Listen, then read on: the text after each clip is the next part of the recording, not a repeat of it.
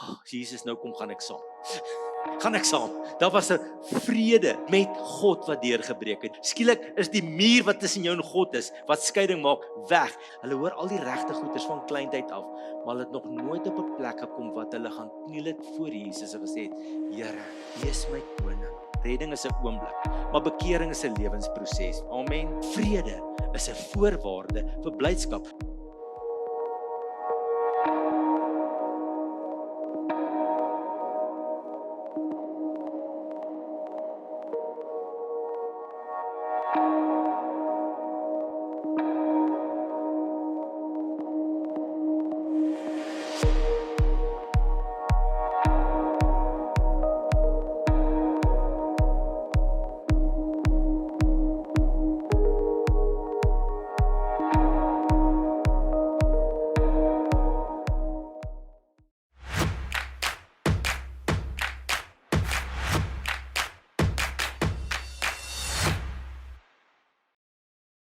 Vader, wat 'n voorreg het ons vanoggend om hier in U huis bymekaar te kan kom. Here, dis die beste plek waar ons vanoggend kan wees, Here, want ons weet U is hier. Here, ons weet ook U is elke dag in ons lewens, maar hier is ons saam met ons medeboeties en sissies en ons is net 'n geleentheid om voor almal U naam groot te kan maak, te kan verklaar U is God, Here, U is groot, U is magtig en U is heilig. Here, ons besef elke dag net meer en meer hoe nodig ons U in ons lewens het. Ons weet ons kan nie 'n dag ingaan as U nie met ons is nie. So as U ons nie bewaar, as U ons nie beskerm en as U ons nie lei nie. Vader, en so wil ek bid vanoggend dat U ons harte sal gee wat altyd reg is om te hoor van U. Maak ons sensitief vir U woord, Here.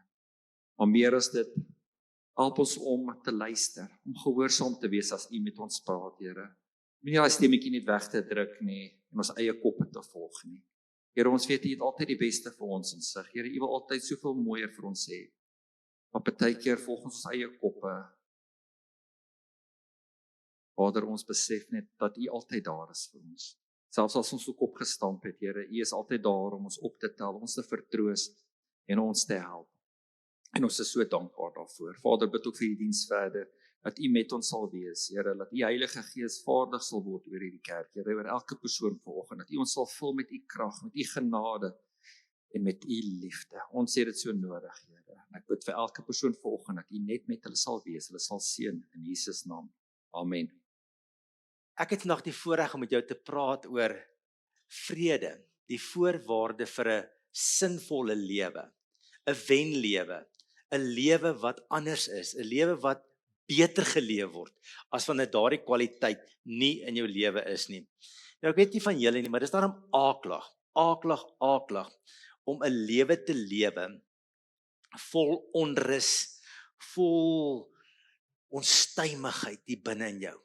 Om 'n lewe te lewe waar daar altyd wrywinge en altyd moeilikheid in verhoudinge is, waar daar altyd kronies spanning is en misverstand is. Dit kan in die huis wees, dit kan in 'n familie wees, dit kan tot in 'n kerk voorkom. Dis 'n slegte manier van leef, as vrede uit jou lewe weggegaan het.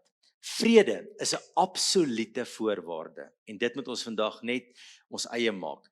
Vrede is 'n absolute voorwaarde om 'n blymoedige en 'n oorwinnende en 'n gelukkige mens te wees.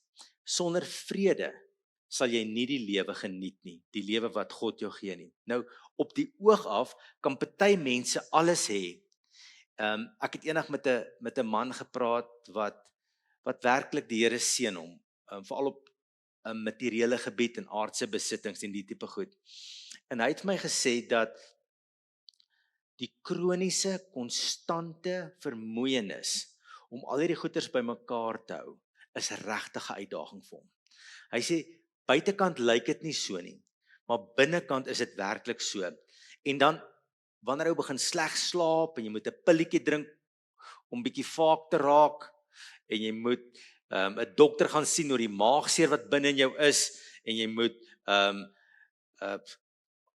allerhande sielkundiges begin sien, net omdat jy hierdie ongelooflike onrustigheid en onstuimigheid binne in jou het, wil ek jou vra, is dit 'n kwaliteit lewe? Maar dis nogal wat die wêreld vir ons voorskryf, né? Ons moet soos mal hase hardloop. En ons moet net jaag en beter en beter en beter en hoër en verder en meer en meer. Ons moet net meer vergaar. Alles bymekaar maak en daar's niks verkeerd as die Here ou seun is gaan nou ook daarna kyk. Niks verkeerd nie. Maar as dit die vrede uit jou hart begin steel, dan moet jy weet jy is op 'n baie slegter plek as toe jy minder gehad het. As jou hart altyd vol onrus en onstuimigheid is, onvrede is, dan begin dit oorgedra word na jou huismense. Die hele atmosfeer raak so ongemaklik, tot die hond kruip weg as jy by die huis kom. En Jesus los vir ons iets, toe hy opvaar hemel toe los hy vir ons iets. Hy sê ek gaan vir julle iets nalaat. Ek gaan vir julle 'n geskenk gee. Hy sê ek gaan my vrede vir julle nalaat, want hy's mos die vredevors. Jesaja 9 vers 5 wat sê, Jesus is die wonderbare raadsman, magtige God, ewige Vader en vredevors, halleluja. Hy is die koning van vrede, en hy sê in Johannes 14 vers 27, vrede laat ek vir julle na, my vrede gee ek vir julle. Die vrede wat ek julle gee, is nie die soort wat die wêreld gee nie. Wat 'n soort vrede gee die wêreld? As alles goed gaan, as ek genoeg het, as alles mooi in plek is, dan is ek rustig, dan voel ek kalm. Daar's niks verkeerd as goed in plek is nie. Ons moet altyd veg vir 'n gebalanseerde lewe, maar die lewe werk nie altyd so nie. Jesus sê selfs as dinge nie vir jou uitwerk nie, gaan jy my vrede beleef. My vrede is nie afhanklik van omstandighede en positiewe gebeure in jou lewe nie. Die vrede wat ek julle gee is afhanklik daarvan of ek in julle lewe is of nie. Dis die vrede wat ek vir julle gee. In Johannes 16 vers 33, dis terloops die vers wat die gewildste is, wat in die wêreld aangestuur word. Dit sê ek vir julle, sodat julle vrede kan vind in my. In die wêreld sal julle dit moeilik hê, maar hou moed, ek het die wêreld klaar oorwin. So dis die nalatenskap wat Jesus vir ons gee. Dis ons erfporsie, dis ons geskenk. Ons kan hierdie vrede kry, bonatuurlik. Dis nie iets wat ek aan myself hoef op te werk nie, te soek hier ergens binne in my nie. Ek hoef dit nie te fake nie. Dis iets wat van die hemel afkom. Dis iets wat van die Heilige Gees afkom, wat my hart en my lewe vul, hierdie vrede. Dit het 'n bron. Onthou, God is die eienaar van vrede. Jesus is die besitter van vrede en hy kan dit gee. Hy kan dit gee. Niemand anders kan hierdie ware vrede gee nie. Nou ons kry die 3 tipes vredes en ek wil net vinnig met julle oor elkeen van hierdie 3 tipes vredes gesels. Die eerste een is vrede met God. Dit moet op 'n Ek weet nie of jy kan onthou nie, maar toe jy nog nie Jesus geken het nie, toe jy nog nie 'n kind van God was nie, onthou jy die onrus binne in jou? Jy het geweet, luister, as ek vandag doodgaan, gaan ek eendag voor die troon van Jesus staan. En hy gaan vir my sê, gaan weg, ek het jou nooit geken nie. Hy gaan vir my sê, jy's vir ewig verlore. Dit was 'n verskriklike ding. Ek onthou toe ek gered is en ek my hart vir die Here gegee het, die eerste aand het ek so geleë en ek was so bly, ek het heeltyd gesê, Jesus, nou kom gaan ek saam. Gaan ek saam. Daar was 'n vrede met God wat deurgebreek het. Dis die eerste vrede. 'n vrede met God. 'n vrede met God. Skielik is die muur wat tussen jou en God is, wat skeiding maak, weg. Jou sonde is vergewe. Jy word nuut gemaak deur die Heilige Gees. Dis 'n wonderlike ervaring wat 'n mens beleef. Jy word vrygespreek. Sê Johannes 5 vers 1. Daar is nou vrede tussen ons en God deur ons Here Jesus Christus, né? Want ons is vrygespreek. Halleluja. Daar's niks in die rekordboeke nie teen my naam nie en teen jou naam nie. Ons is vrygespreek van ons sonde en ons dank die Here Jesus daarvoor. Is dit nie 'n wonderlike ervaring om deelagtig te word wanneer God jou sonde vergewe en jou 'n nuwe mens maak nie? Nou baie mense leef vandag nog in hierdie onvrede. En hulle is nie seker as ek vandag te sterwe kom, as Jesus op die wolke kom, wat die 24ste sou wees, nou die 6de Oktober hoor ek. Of ek gaan saamgaan nie. Ek is onseker of ek gaan welkom wees in die hemel. Ek is onseker of ek op God se nuwe aarde gaan woon. En baie mense ervaar dan hierdie ding in hulle. Maar die groot manier om van hierdie onsekerheid ontslae te raak, is om jou lewe vir Jesus Christus te gee. Kan ons haleluja sê. Dat die bloed van Jesus jou sonde reinig, soos Hebreërs 9 vers 22 en 28 vir ons sê. Want daar is sonder die bloedvergieting geen vergifnis van sonde nie. Sonde word nie net vergewe nie. Daar's 'n prys daarvoor betaal en dit was die kruis van Jesus Christus. Dan maak God jou 'n nuwe mens, Hy skryf jou naam in die boek van die ewige lewe. 2 Korintiërs 5:17 sê, alle dinge word nuut en jy begin vrede met God ervaar. Dit is 'n verskriklike plek om in jou lewe te wees, om nie 'n kind van God te wees nie, om nie iemand te wees wat hierdie wonderlike vrede beleef in jou hart, dat jou saak met God reg is nie. En as jou saak met die Here nie reg is nie, hoor wat sê Hebreërs 3:7 en 8. Luister daarom na wat die Heilige Gees sê. Vandag as julle sy stem hoor, moet julle nie hardkoppig wees nie. Baie mense is so naby, maar hulle is tog so ver. Hulle word in 'n kerk groot, ons praat van 'n kulturele Christen. Hulle hoor al die regte goeders van kleintyd af, maar hulle het nog nooit op 'n plek gekom wat hulle gaan kniel het voor Jesus en gesê het, Here, wees my koning, vergewe my sonde, red my nie, Here, maak my nuut deur die Heilige Gees. As jy nog net 'n kulturele Christen is, gaan jy altyd met angs en spanning in jou hart rondloop. 'n Godsdienstige Christen. Jy weet al die Bybelgoed en kerkgoed, maar jou hart is eintlik nie naby die Here nie. En die Here wil jou nuut maak deur sy Gees. Hy wil jou sonde vergewe. Hy wil met jou 'n nuwe pad begin loop. Hy wil jy moet 'n kind van God wees. Luister, almal wat in 'n kerk groot word, is nie 'n kind van God nie, hoor. Nou, die eerste Christene het ook met die ding gesukkel. Julle moet onthou, hulle was almal eerste generasie Christene. Hulle is van afgode af bekeer na Jesus Christus toe. Toe word hulle kinders in die huise groot. En hulle het nou gedink, wanneer moet hierdie kinders nou hulle bekeer? Wanneer moet hulle nou hulle harte vir die Here gee? Al het ek in 'n Christelike huis groot geword, baie keer van kleins af gee jou hart vir Jesus. In 'n diens, in 'n kinderkerklesie waar 'n juffrou staan en sê, of 'n tannie staan en sê, wie wil hulle hartjies vir Jesus gee? Dan gee jy al van kleins af jou tyd, jou hart vir Jesus. Jy het nie 'n dag en 'n datum bekeer wat jy kan sê, toe ek 18 jaar oud was, of toe ek 24 was, het ek 'n kind van die Here geword nie. Maar jy weet net, eers in my lewe as 'n kind, het Jesus 'n werklikheid vir my geword. Hy het my gered. Maar diep in my hartjie het ek vir Jesus ja gesê. My eie kind is so. Van kleins af, sy het nie 'n dag en datum bekeer nie, maar ek weet, van kleins af was sy gedurig blootgestel om haar hart vir Jesus te gee.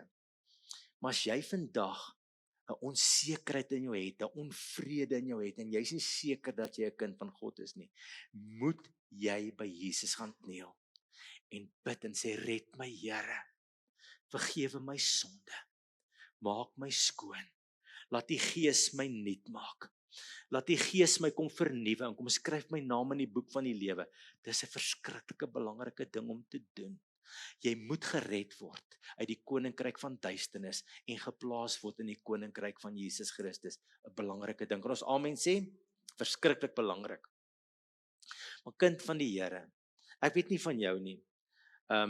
Ek is as 'n jong kind gered.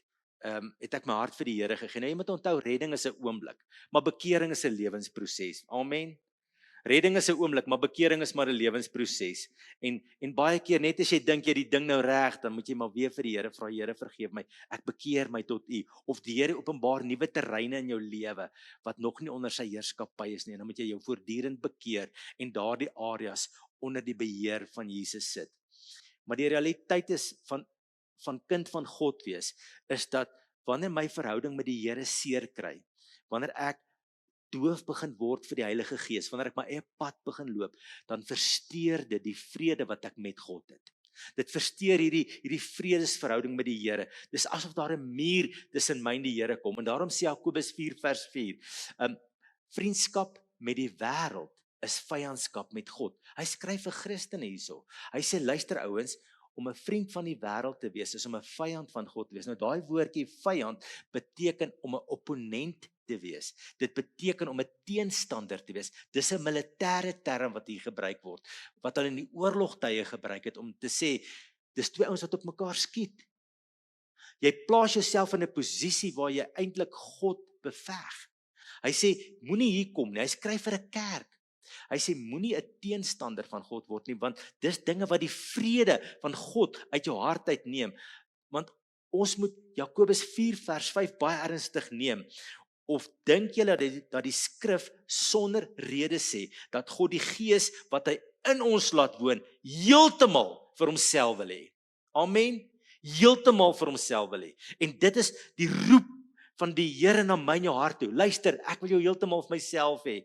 Ek wil jou nie deel met die wêreld nie. Ek wil jou nie deel met sonde, met die duiwel en met al hierdie goed nie. Jy's myne, jy's net myne. En dis waar vrede met God ervaar word. Waar ek my hele hart op die Here rig. Beteken dit volmaaktheid? Ons weet al lank al dit beteken nie volmaaktheid nie. Maar dit beteken my hele hart is op die Here gerig. Ek wil jou vra vandag, is daar onvrede in jou verhouding met God, kind van die Here? Dan is dit vandag die plek om dit reg te maak. Dis 'n verskriklike plek om die Heilige Gees te staan. Om met die Heilige Gees te stoei. En die Heilige Gees wys vir jou prioriteite in jou lewe uit. Dit hoef nie altyd sondige goed te wees nie. Baie keer dan al wat die Heilige Gees vir jou sal sê is, staan bietjie vroeër op om te bid. Maar jy ignoreer dit. Of jy hoor, ek wil graag hê jy moet hierdie ding vir my doen, maar jy weerstaan dit. Dis 'n vreeslike plek om die Heilige Gees te weerstaan en nie oor te gee nie. Dis 'n plek van onvrede met God. En dis nie die vrede wat Jesus vir ons nagelaat het nie. Hy wil hê ons moet vrede met die hemelse Vader beleef, met sy Vader beleef. Kyk wat sê Filippense 4 vers 9. Daar staan, Paulus skryf, hy sê, luister, doen nou, want wat ek doen, is wat Jesus vir julle moet doen. Filippense 4 vers 9 sê, en wat julle van my geleer en ontvang het en gehoor en gesien het, dit moet julle doen. En God wat vrede gee, sal by julle wees.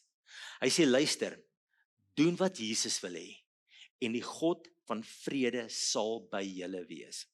Dis 'n wonderlike ding, as jy die nabyheid en die vredevolle teenwoordigheid van God in jou lewe ervaar. Maar hy sê met ander woorde hierso, luister, as jy nou hardkoppig gaan wees, en jy gaan jou eie pad loop, en jy gaan nie doen wat die Heilige Gees wil hê nie, gaan jy nie die nabyheid van die God wat vrede gee by jou beleef nie. En ek sien dit baie in my lewe, die onvrede wat mense beleef, dan besef ek, hulle is nie in sinkronisasie met God se wil vir hulle lewe nie. Luister wat sê 2 Petrus 3 vers 14. Daarom geliefdes, terwyl julle hierdie dinge verwag, moet julle daarvoor beywer om vlekkeloos en onberispelik voor God en in vrede met hom te lewe. Dis 'n belangrike doelwit wat ek en jy moet hê, om in vrede met God te lewe. Om in vrede met ons hemelse Vader te lewe. Luister, ek en jy ken hierdie stoeigeveg. Dis soos Jakob daar by die Jabokrivier, wat stoei met die man wat daar in die nag aan hom verskyn, en hy stoei die hele nag deur, totdat hy op die heup geslaan word, en hy oorgee. En God begin in sy lewe te werk, en sy naam word verander, van Jakob na Israel toe, van bedrieër na prins met God, as geroepene van God. Dis 'n wonderlike ding om oor te gee aan God se wil. Dit gebeur in die kleinste van goedjies. Dit gebeur partykeer net hoe jy met jou vrou praat. Dit gebeur net hoe jy jou stilte tyd doen. Dit gebeur net hoe jy jou vermaaklikheidswêreld hanteer.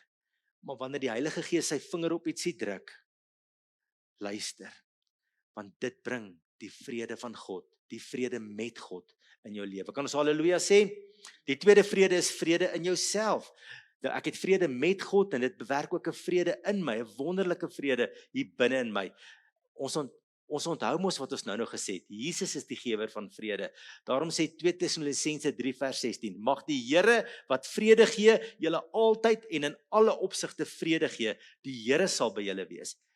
Daar's iets wat God gee, wat net hy kan gee. Baie mense soek vrede op baie maniere, maar luister, daar's vandag mense wat in die grootste van ellende lewe, maar wat die vrede van God het.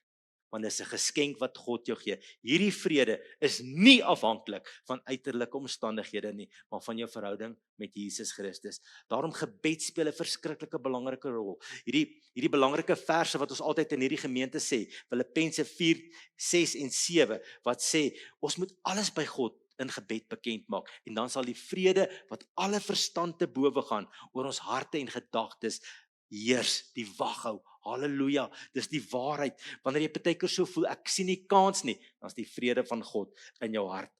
Luister, biddeloosheid is 'n sleutel tot 'n onstuimige en 'n ontstelde gemoed, waar jy altyd opvleend is, waar hierdie ontsteltenis net altyd in jou is. Dit maak jou depressief, dit maak jou afgemat. Maar gebed bewerk die vrede van God in ons hart. Jesus is ons voorbeeld om hierdie vrede van God in ons harte. Onthou julle in Markus 4 vers 37, daar's 'n storm op die see. Markus 4 vers 38, Jesus het op die agterkant van die boot gelê en hy het geslaap. Julle, daar's 'n storm. Nou ek weet nie van julle nie, wie van julle word ook seesiek? OK, welkom, ek verstaan. My eerste date met Alta was daar in Mosselbaai gewees en sy het hierdie wonderlike voorstel dat ons met daai seilboot om Robbe Eiland moet vaar. En ons is jong studente en dan vra sy my, dis mooi en al wat ek heeltyd sê is net Dan sê sy, die robbe stink 'n bietjie, dan sê ek, Julle, ek was daai hele dag in die bed. 6 cokes later, ek was siek, en toe het ek besef, nee, daai bootry werk nie vir my nie. Daar kom baie keer storms in ons lewe, kind van die Here. En Jesus lê in slaap. Hierdie is 'n absolute voorbeeld, 'n voorbeeld van hoe ons die lewe kan benader en rustig kan wees. En Jesus sê vir hulle in vers 40, waarom is julle bang? Het julle dan nie geloof nie? Julle, en dis hier waar ek en jy ons almal kleitrap, regtig. Want ons geloofsoortuigings is te swak. Nou, jy kry 3 tipes geloofsoortuigings. Die eerste ene is openbare geloofsoortuigings.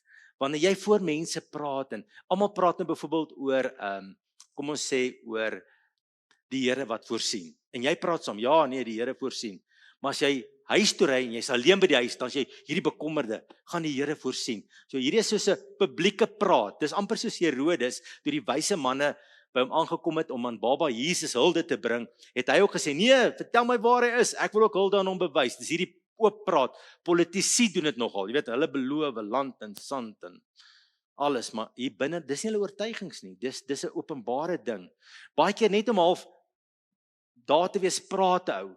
Daar's 'n boek 'n rukkie terug uit oor wat geskryf is, hier staan ek, en 'n klomp mense wat hulle geloof verloor het in Jesus Christus. En baie ons aan daai boek het onder 'n skuilnaam geskryf en hulle was predikante gewees. Predikante wat Sondag op die kansel staan en praat, maar hulle geloof in Jesus Christus verloor het. Dis net 'n publieke ding, net praat. Dis net hierbo. Jy praat net. Dis net vir mense om te hoor, maar dit het nie regtig substansie nie. Die tweede tipe geloof is wat ons praat van 'n emosionele geloof amper, 'n privaat geloof. Nou dit het nou 'n bietjie dieper gesak. Jy's opgewonde oor 'n paar goed. Dis soos Petrus wat sê, Here, ek gaan nie nooit verloon nie. Here, ek sal dit nooit doen nie. Almal sal U verloon en weghardloop, maar ek sal dit nooit doen nie. Nou weet ons wat gebeur. Die haan kraai en hy verloon die Here en al hierdie goed wat gebeur het. En Petrus het agtergekom. My oortuigings was nie so diep as wat ek gedink het nie. Toe die druk kom, toe ek moet staan vir wat reg is, toe ek moet staan vir Jesus, toe ek 'n saak moet hanteer, toe kraak ek. Toe val alles uitmekaar uit. En hierdie emosionele geloof is nogal wanneer ons opgewonde oor ietsie is. Ek ontdek 'n waarheid in die Bybel en ek begin dit nogal toepas in my lewe. Luister, Petrus wou regtig nie Jesus verloon nie. Toe hy dit vir die Here gesê het, hy bedoel, hy gaan nie Jesus verloon nie. Hy het dit bedoel met sy hele wese. Maar sy geloof was bietjie emosioneel geweest. Dit het nog nie 'n derde vlak van geloof bereik, naamlik kerngeloof nie. Kernoortuigingsgeloof, hier binnekant in jou, wanneer jy diep in jou binnekant van jou mens is 'n saak jou eie gemaak het en gesê het, hierby staan ek en hierby val ek. Hierdie is onbeweegbaar. Hierdie is wat vir my ononderhandelbaar is. Hierdie sal ek doen. Al kos dit my wat. Dis soos byvoorbeeld om die waarheid te praat. Dis om byvoorbeeld 'n ding vas te maak om te sê dat gebed is nie iets wat ek net hier buite praat en is 'n emosionele saak nie. Dit word 'n anker van my lewe. Dit word 'n kernoortuiging in my lewe om kerk toe te kom. Dit word 'n kernoortuiging in my lewe want dit is iets wat belangrik is vir my. Dit gee my lewe 'n soort rigting en 'n stabiliteit. Dis nie net 'n openbare ding wat ek oor praat om almal te beïndruk nie. Dis nie net 'n emosionele opwelling wat ek ervaar nie. Dit is 'n kernoortuiging in my hart, 'n kernoortuiging dat in ons huis praat ons nie lelik met mekaar nie. Dis 'n kernoortuiging. Dis nie net 'n emosionele ou dingetjie wat ek in 'n oomblik sê wanneer alles goed gaan nie. Dis wanneer alles sleg gaan dat ek nog steeds hier praat ons op mooi maniere met mekaar. Dis 'n anker in jou lewe, dis 'n geloofsanker om aan vas te hou. Dis maklik om te praat oor, ja, lof en prys, weet ek, jaag die duiwel weg, maar by jou huis word daar nooit geloof en geprys nie. Daar's nooit musiek aan nie. Daar's nooit 'n bietjie waar jy op jou knieë gaan en die Here groot maak nie. Daarom moet ek en jy, as ons kerngeloof wil hê, hierdie diep ankers in ons menswees wil hê wat ons gaan vashou, moet ons die woord lees, dit oordink en dit laat insak in die diepste van ons menswees. Dit moet ons ankerpunte word. Dit moet ons ankerpunte word. Want anders dan gaan ons sukkel om vrede met die Here te hê. Want dan gaan ons nooit glo dat wanneer die Here byvoorbeeld sê, luister, ek gaan vir jou sorg nie. Dan gaan ons dit nie glo nie. Ek gaan dit sê, ek gaan dit 'n emosionele ding maak tot die tekort daar is. Dan gaan ek bakkel. Ons kan maklik sê, ja, ek glo in God wat die onmoontlike kan doen. Baie praat of dit kan 'n emosionele opwelling wees, maar is dit regtig wat ek glo? Is dit regtig wat ek glo? Glo ek regtig dat sonder heiligmaking gaan ek die Here nie sien nie? Is dit 'n anker in my lewe? Is dit 'n kernwaarheid of is dit hierdie goedjies hier bo, emosionele goedjies wat ek het? Of is dit my anker? Dis wie ek is, dis waarna ek vasmaak. Dis waarvoor ek sal sterf. Kernoortuigings wat ons moet vasmaak. En ek en jy, voordat ons vrede in onsself moet hê, moet ons weet dat wanneer ek in God glo, hy my nie in die steek sal laat. En kan ons haleluja sê. Dit moet 'n kernoortuiging word, want anders dan gaan ek in die omstandighede vaskyk en ek gaan my koers verloor en ek gaan ongelowig word en ek gaan dinge begin sê en my hele menswees gaan in mekaar stort. Want luister, dis nie of daar stormpies in die lewe kom nie, hulle kom. Hulle kom. Daarom moet ons gedagte wêreld oppas, want dis 'n poort wat ons vrede steel, né?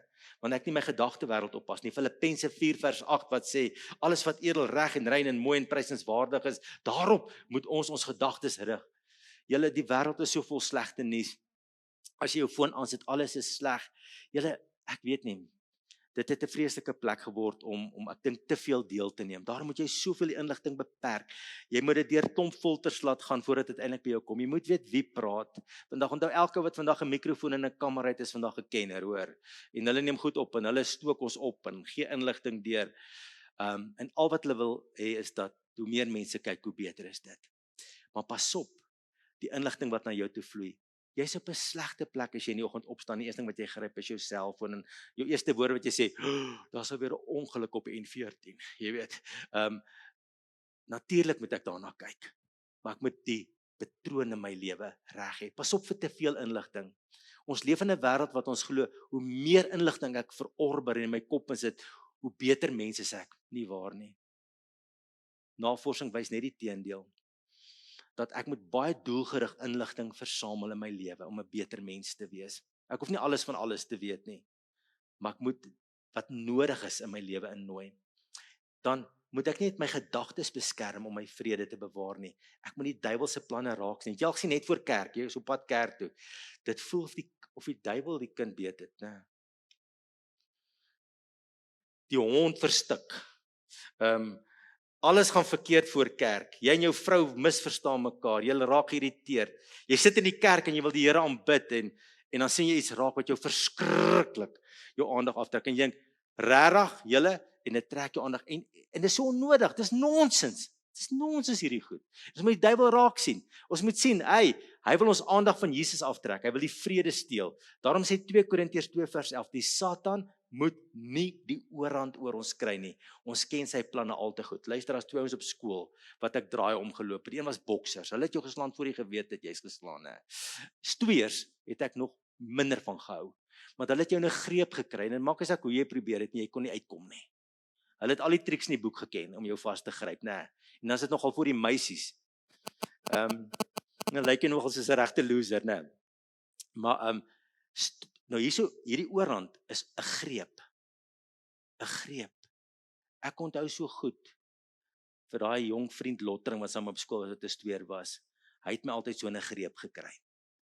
En dis die greep wat die duiwel jou net. Hier staan jy en jy kan niks doen, jy kan nie beweeg nie. Hy het jou. En ons moet pas op wanneer onvrede in ons huis in begin kom. En ons moet sien, wat is die goed wat die onvrede in die huis bewerk? Luister, ons verskil in ons huise. Is dit nie waar nie? Die man is die betydse een en die vrou is die laat een, of die vrou is die georganiseerde en die man is die ongeorganiseerde ene. Die een hou van mense, dan moet elke dag gekuier word. Dis soos my een skoonseun. Dan moet gekuier word. En my een dogter, alweer mense, jy weet. En dis altyd hierdie goed. En die duiwel weet presies wat 'n knop is om te druk, om ons geïrriteerd te maak. Presies. En ons moet sy planne sien, want wat wil hy hê? Hy wil jou vrede kom steel uit jou hart uit. Hoekom wil hy jou vrede steel? Is dit sommer net om 'n lekker emosie van rustigheid uit jou hart uit weg te vat? Daar's baie meer agter dit. Daar's baie meer agter dit. Hoekom wil die vyand jou vrede steel? Want die eerste rede is, sonder vrede kan jy nie blydskap in die Here beleef nie. En die blydskap in die Here is jou beskutting. Die voorwaarde vir blydskap is vrede. Ek moet vrede hê. Voor ek Nehemia 8 vers 11 kan doen, wat sê die blydskap in die Here is jou beskutting. Daai krag wat ek het in my blydskap, die oorwinning wat ek het in my blydskap, vrede is die voorwaarde. Het jy al gesien hoe lyk 'n huis waar daar nie vrede is nie? Jy al gesien hoe lyk mense wat se harte leeg van vrede is? Het jy al gesien hoe lyk mense wat nie vrede met God het nie? Lyk hulle vir jou bly? Glad nie. Vrede is 'n voorwaarde vir blydskap. So dis die een rede, die eerste rede, hoekom die vyand dit uit ons lewe wil steel, dat hy ons blydskap kan wegvat. Die tweede rede, want dan is ek nie meer onder beheer van die Heilige Gees nie. Nou is ek onrustig en ontstel en alles is verkeerd en alles is verkeerd en alles is verkeerd en nou is ek onrustig en nou is ek ontstig en ek is my ewewig afgegooi en nou skielik raai wie vat die stuurwiel van jou lewe? Die vyand. Nou vat hy die stuurwiel van my lewe, want ek is nou ontstig. OK? Julle weet mos, en almal moet dit weet, ek is nou ontstig. En nou het hy die stuurwiel van die lewe, van jou. Nou ry hy die kar. En wat kry hy in beheer? Jou tong. En as hy die stuurwiel het, dan kry jy jou tong in die hande. Daarom sê Jakobus 3 vers 5, so is die tong ook maar 'n klein liggaamsdeeltjie. En tog het dit groot mag. 'n Klein vuurtjie kan 'n groot bos aan die brand steek. Die tong is ook 'n vuur, 'n wêreld vol ongeregtigheid. Die deel van die liggaam wat die hele mens besmet. Dit steek die hele lewe van geboorte af tot die dood toe aan die brand. En hoor hierdie volgende sinnetjie, en self word dit uit die hel aan die brand gesteek. Die oomblik as die duiwel jou ontstig en jy is nou nie lekker nie en hy vat die stuurwiel van jou lewe en kry jou tong in die hande. En dan word jou tong uit die hel aan die brand gesteek. Christen of te nie. Dan sê jy goed vir die mense wat jy die liefste het. En dan sê jy goed wat ongelowig is, wat nie gesê moet word nie. Want hy het jou tong in die hande gekry. Die derde rede, hoekom die duiwel jou vrede wil steel, is jy kan nie die saad van goedheid saai nie. Jy kan nie die saad saai wat 'n verskil maak in die koninkryk en wat mense se lewe verander nie. Kyk wat sê Jakobus 3 vers 18 in die 1953 vertaling. En die vrug van geregtigheid word gesaai hoe? In vrede vir die wat vrede maak. So net die wat vrede maak kan die saad van geregtigheid saai. As ek 'n onstigtige moed het, 'n ontstelde hart het, 'n kwaad hart het, 'n hart vol storms, kan ek nie die saad van geregtigheid saai nie. Die saad wat 'n positiewe verskil in mense se lewens gaan maak en wat die naam van die Here gaan verheerlik nie. Daarom wil die vyand dit steel. Hy wil my loflied steel, hy wil my blydskap steel, hy wil my tong in die hande kry en uiteindelik wil hy keer dat ek hierdie positiewe goed kan doen. Want as ek ontstig is ek nie lus om goed te doen nie, broer en suster. Halleluja. Nee. Want preach it. Die waarheid. Onvrede maak jou oneffektief en daarom onthou altyd, vrede is meer as net 'n emosie. Dis 'n krag. Dis 'n geestelike krag. En as ek daai geestelike krag wegstoot van my af, gaan my lewe suit. Dan die laaste vrede. Vrede met ander. So ek het vrede met God, ek het vrede in my, nou het ek vrede met ander. Daarom sê Romeine 12 vers 18, as dit moontlik is, sover dit van julle afhang, leef in vrede met alle mense. Nou daar staan as dit moontlik is. Luister, met party mense is onmoontlik om in vrede te leef. Jy probeer, maar dit werk nie. So jy besef, jy maak maar soos Laban en Jakob. Onthou julle die storie van Jakob het weggetrek van Laban nadat hy vreeslik lank gewerk het vir Lea en Rachel. Nou trek hy weg van hierdie skelm oom van hom af want hy wil sy eie lewe gaan bou. Nou hardloop Laban agter hom aan en hulle het bymekaar gekom en hulle het ooreengekom, goed, ons gaan 'n groot klipie neersit. Groot klip sê die Bybel. En hy het vir Laban gesê, Laban, jy kom nie verby hierdie rots nie en ek sal nie verby hierdie rots kom nie. Ons het vrede met mekaar. Ons gaan nie oorlog maak teen mekaar nie, maar hierdie rots, ons gaan nie oorgaan nie. So party verhoudinge is so, jy wonderlike verhouding, moet net nie verby die rots kom nie. Waar, né? En ons moet onthou dat party mense kan ek baie naby kom, maar party mense sit ek maar 'n rots neer. Anders werk die dinge nie lekker uit nie. So ons moet vrede maak. Daar staan leef in vrede met alle mense, met alle gelowe, alle oortuigings, alle Christene, hoe weird hulle ook mag wees. Maar die Bybel sê probeer in vrede lewe met almal. Moeder Teresa, daai ou Katolieke non wat in Indië gewerk het gesê, begin by die huis in hierdie vrede te lewe. My eie ervaring is onvrede, en ons praat baie daaroor in hierdie gemeente, gee regtig julle, ons moet dit nie onderskat nie, dit gee die duiwel 'n staanplek in jou huis. Dit gee die duiwel 'n staanplek in 'n gemeente en in 'n situasie. Daarom sê die Bybel vir ons in Efesiërs 4 vers 26 en 27 dat ons moenie die son laat ondergaan oor ons tore nie en ons moet die duiwel nie 'n staanplek gee nie. Ons moet hom geen plek gee nie 'n vatkans gee nie. Verskriklik belangrik dat ons daai vers onthou. Ook in die kerk moet ons daarop fokus wat die Bybel vir ons in Efesiërs 4 vers 3 sê. Lê julle daarop toe om die eenheid wat die Gees tussen julle gesmee te handhaaf deur in vrede met mekaar te lewe. Die Heilige Gees sal nooit, hoor mooi, nooit in 'n kerk werk as daar onvrede is nie. Nooit. Dis 'n absolute voorwaarde vir die openbaring van die krag van God in ons midde, dat ons mekaar met ons hele hart moet lief hê. En as iemand sleg praat van 'n medebroer, moet jy net sê, stop net hierson. Kom ons gaan sommer nou na die broer toe, ons gaan klaar hierdie saakie uit. Amen. My ore is nie jou asblik nie. En ons gaan hierdie saak uitklaar en ons gaan in eenheid lewe want ons begeer die nabyheid van Jesus in ons kerk. Wat help dit ons ou kerk en Jesus is nie hier nie? Amen. Jesus moet hier so wees. Anders is dit 'n mooi programme en geboue sonder Jesus. Dit moet 'n verskriklike plek wees. En daarom moet ons nie sê Efesiërs 4 vers 30, die Heilige Gees van God bedroef nie. Moenie. Ek en jy is vredemakers en ons soek dit en ons praat baie van hierdie kansel af daaroor. Vredemakers is nie vredebewaarders nie. Nou baie mense moet op dit ontdek dat dit jou roeping is. Het julle geweet, een van die moeilikste roepings wat ek en jy ooit kan aanvaar van God, is om 'n vredemaker te wees. Dit is om mense wat nie goed oor die weg kom nie by mekaar uit te bring. Dis om my saak met ander mense reg te maak. 'n Vredemaker te wees. Want die Bybel sê vir ons, Jesus leer in Matteus 5 vers 9, geseënd is die vredemakers, want hulle sal kinders van God genoem word. Ons as kinders van God wil nie hê dat 'n tydelike probleem met 'n langtermyn verwydering bewerk nie. Ons wil dit nie hê nie. Ons wil hê dinge moet uitgesorteer word. Ons is nie mense wat goed onder die mat invee nie, net 'n blinde oogkap nie. Want weet julle wat gebeur met die goed onder die mat? Dit gaan maar van een geslag na die volgende geslag toe. Dit raak families. Ek hoor partykeer van kinders wat nie met mekaar praat nie, omdat oom Koos en oom Jannie was kwaad mekaar op 'n stadium. Nou is dit al 3 geslagte later, maar hulle praat nie met mekaar nie, want oom Jan en oom was kwaad gewees. Daai goed gaan net so op 'n pad wat dit nie moet gaan nie.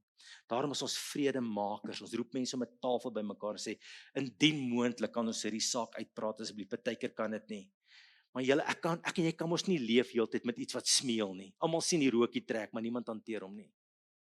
Daai rookie smeel die hele tyd. by die regte suurstof gaan daai ding 'n verskriklike vlam word. Maar ons kan nie toelaat dat goed in ons lewe smeel nie. Ons moet dit hanteer in ons huwelike, in ons ouer-kind verhoudinge. Dit moet hanteer word. Anders gaan dit daar bly. Daarom is ons vredemakers, kan ons haleluja sê. Haleluja. Kind van die Here. Een van die wonderlikste geskenke wat Jesus ons nagelaat het, is vrede. Ek hou baie begrafnisse. Hoe ouer ek word, pastoor Rode is nou nie meer hier nie. Nou kom al die begrafnisse so op my bord nou.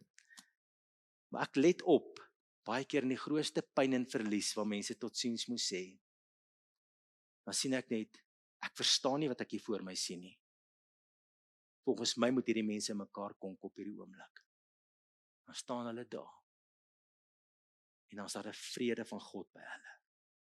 Dan dink ek, hoe is dit moontlik? Dan besef ek, dis nie menslik nie. Dis God. Dis God. En ek en jy moet seker maak, ek het vrede met God, ek het die vrede van God in my, en ek leef die vrede uit na ander mense toe om my. Ek moet dit indra waar ek gaan. Dis nie altyd moontlik nie, julle. Hormone is 'n vreeslike ding. En moegheid. Onthou altyd, moegheid is 'n vyand wat jou verskriklik kort van draad maak. En ek en jy moet oppas, ons moet Jesus mekaar wees. En ek het gevind die beste manier hoe ek Jesus in my huis kan wees vir my medemense is om kalm te wees, om rustig te wees. Ek praat nou met die manne. Kyk, ons manne het mos nie baie emosies nie, maar ons het een emosie. Ons kon ons toys uit die kot gooi. Amen. En in daai 2 minute doen ons 3 maande se skade. En ons moet nie die duiwel toelaat om ons tong in die hande te kry nie. Hierdie tong is gemaak om God te loof. En mag ek en jy regtig die kalmte van God indra in ons huise in. Die vrede van God in ons verhoudinge. Nou, vrede beteken nie, ek is so passiewe ouetjie nie. Jy weet, doen ek. Nee, man, jy het die vuur van God in jou hart en jy wil goed verander en jy wil gaan. Maar daar's 'n kragtige vrede wat die Heilige Gees jou gee, waarmee jy hierdie lewe benader. 'n Vrede. Mag jy vandag die Here se vrede opnuut beleef in jou hart en in jou siel. Mag jy dit indra na jou huis toe. En mag jy, as jy onvrede het met God, dit in die reine bring en sê, Here, ek wil vrede met U hê. Ek wil naby U wees.